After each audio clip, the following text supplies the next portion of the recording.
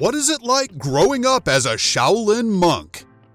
The Shaolin Monastery is the most famous temple in China, renowned for its kung fu fighting Shaolin monks.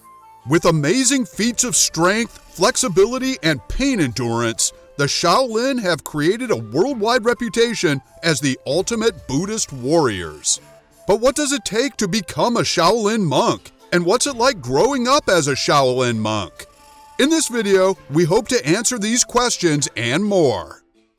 But before we do this, remember to give us a thumbs up and a quick click on our subscribe button to get more videos like this one and support Brutal TV. Thanks!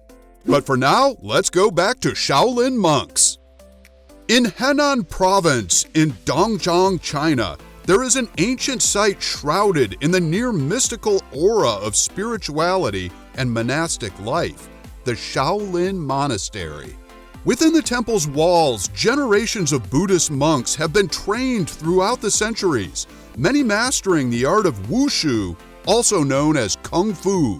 In order to become warriors and masters in these widely respected martial arts, the monks must begin their training from an early age, often as young as 3 years old. The training involves rigorous physical conditioning and arduous tests in strength, dexterity, flexibility, and pain resistance.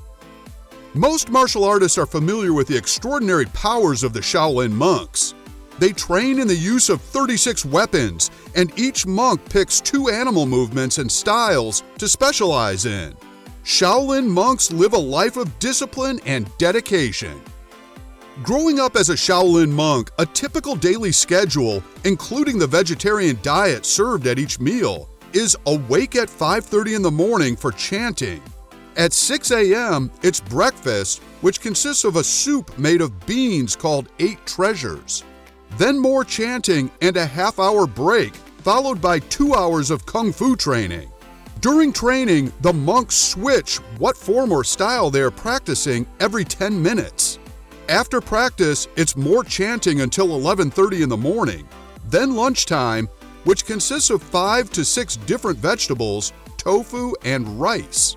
No drink is consumed with meals to aid in easy digestion. Lunch finishes at approximately 12:30. Then it's back to chanting, followed by a 2-hour break. During this time, the monks may meditate, relax, or nap. At approximately 3 in the afternoon, another 2-hour-long kung fu practice session begins. This wraps up at 5. There is no chanting before dinner out of respect for the dead. At 5:30, noodles are served for dinner with bread made from black or yellow wheat. At 6:30, Heart Sutra chanting begins for 1 hour. 8 in the evening is quiet time for meditation before bedtime at 10.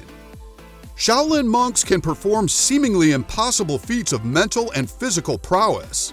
They poke holes in trees with their fingers. They bang their bare heads against stone walls and knock their heads together to harden their skulls. They knife scrape their stomachs to strengthen their core area. They break sticks, bricks, or iron and steel bars atop their heads. Deep in meditation, they balance their entire body weight on their heads or index fingers for long periods of time. Since everything they do seems painless and effortless, their remarkable acts are frequently labeled and dismissed as stunts, fabrications, special effects, or hoaxes. It goes without saying, the years of hard work, patience, dedication, and perseverance going into strengthening their bodies and honing their chi. We are now at the halfway mark, so just a reminder to like this video and subscribe to Brutal TV for more top-quality fighting videos. Now back to Shaolin monks. From a young age, Shaolin students start poking trees and wood planks to strengthen their fingers. As their training progresses, they start practicing hard strikes. Every finger on both hands must be trained to produce large bursts of strength. Upon mastery, the fingers will be strengthened enough to take on more difficult techniques, such as the diamond finger, the one-fingered handstand. To further strengthen their fingers and develop the locking force of their thumbs, index fingers, and middle fingers, students start by driving 108 nails into a wood plank and practice pulling them out with all 3 fingers. When this becomes easy, they practice removing the nails with their thumbs, ring fingers, and pinky fingers. As the training progresses, the nails are driven deeper into the wood. After completing the first stage on the way to mastership, nails are sprinkled with water and left to rust. An advanced student may pull out 1,000 rusted nails in the last stage of training. A master in this technique would be able to remove rusted nails with 2 fingers, or perhaps even just 1. In combat, this exercise allows Shaolin warriors to perform effective locks with 3 fingers on the opponent's vulnerable spots. Young Shaolin students are required to kick small rocks with their bare feet on their daily morning and evening strolls. As muscles strengthen, the rocks get bigger.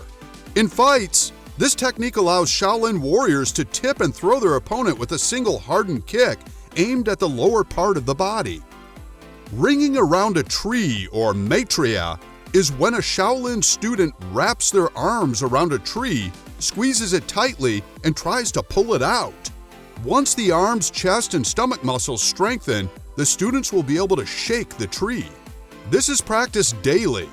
Upon mastery, students have the force to uproot fully grown trees.